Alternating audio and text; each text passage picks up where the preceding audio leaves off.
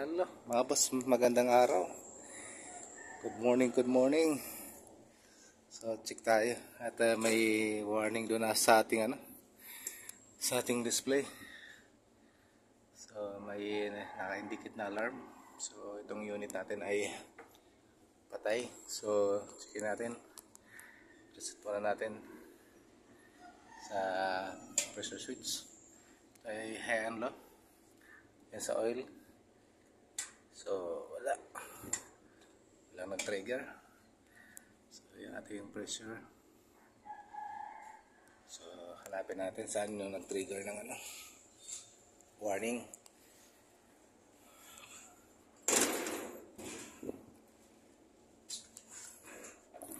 Yan, may isa-isa natin. So, naka-on naman yung ating doon. So, may warning lang talaga. So, ito po ay 30 horsepower na double stage na compressor. So medyo may kalamaan na. Ito ay 2015 na naikabit. Almost pag na 9 years na to ata, mga boss.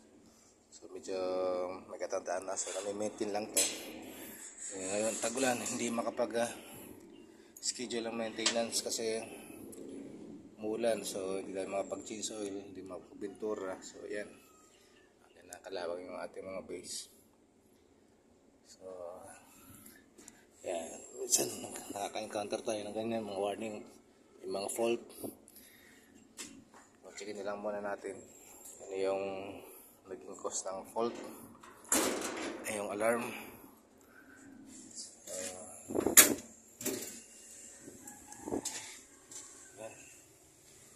Start tayo dito sa ating control. Ayun, yung ating relay. Nakailaw yung warning sa fault. Itong X4 natin. Although dapat palit ata ito. Dapat ito X1. Ayun, palitan yung relay. So, yan, nakailaw yung dulo niya. Ibig sabihin may warning. So, tignan natin ang ating kung naka-defrost ba ito. So, hindi naman. So, yan. Check natin ang ating overload.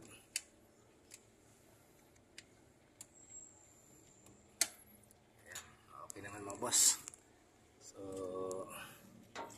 lagay natin sa defrost muna yung ating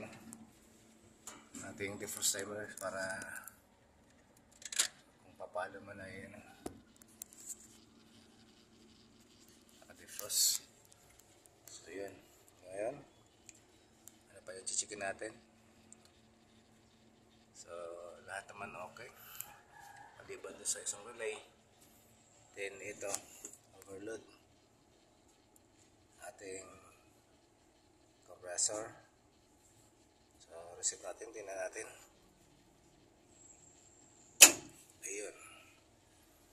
So sa compressor ito nag-overload mga boss. So yan. So dahil nga sinit natin yung ating defrost. So tayo yung defrost timer natin. So pinapala muna natin yung defrost. So kailangan mag-defrost muna to. Baka nasobra sa sa pump down. So pwede yung nagkaganon. Kaya nating overload react. Sobra-sobra sa pump down. Kala ko yung malamig. So may tendency kasing nagluloko yung ating pressure switch sa low pressure. So yan. Try ko mabuti trigger ang ating overload sa compressor mga boss. So ibig sabihin active yung ating overload. So yan ating compressor. So yung ating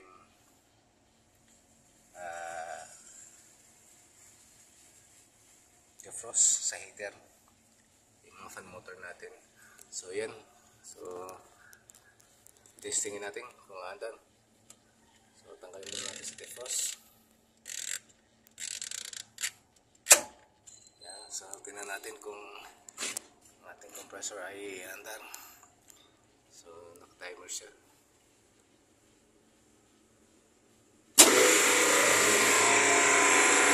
Battery natin compressor mga boss. So okay pa. Bago natin ito tamper ng ating compressor. Wala naman yung ano. So maya maya i-manual defrost natin. Nakasobra-sobra yung baka may build up ng ano ng yellow doon sa ating evaporator. So yan ating gauge balik na sa dati. Medyo malamig lang yung ating discharge. Ating suction ay bumabagsak. So ibig sabihin may build up ng yellow doon sa ating ano evaporator dahil sobrang lamig ngayon.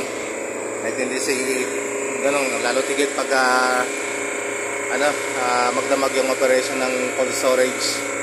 So pumapasok yung moist, may tendency na mag-build up ng ating ano. So kailangan muna nating ano balik sa defrost. I-defrost muna natin ito mga boss. Balik natin sa defrost para yung ating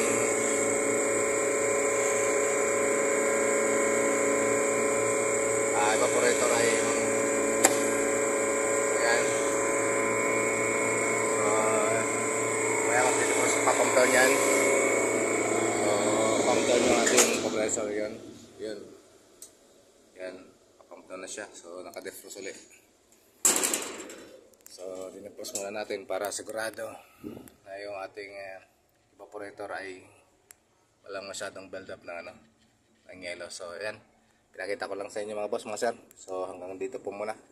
At maraming salamat po.